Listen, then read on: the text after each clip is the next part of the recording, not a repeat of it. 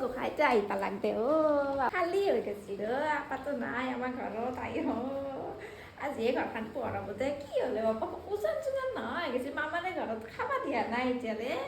এ হৰি একদম ওজন তোজন নহয় গৈছে ইয়াতে একদম লুধুৰ পুধুৰ কৰি ৰাখিছিলোঁ পাপা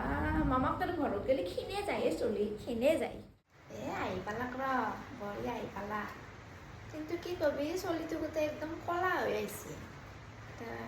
আগতে কি ধুনীয়া বগা আছিল ব্ৰইলাৰৰ নিচিনা আছিল আমাৰ চলি কিন্তু মামাকো ঘৰত যাই পেলাই কলা হৈ আহিছে কি কবি আৰু নকলেও ক'লেও নুশুনে যে মামাকৰ ঘৰত যায় মাকো তাইৰো যাব মন যায় দেচোন কিন্তু না চলিটো তাতে গোটেই খিনে আহিছে কলা আছে বেমাৰো লাগছে এতিয়া হেৰি নাছিল বেমাৰ আজাৰ নাছিল তাতে যাই গোটেই এতিয়া হাকচি মাৰি আছে চৰ্দি লাগছে ঠাণ্ডা পাইছি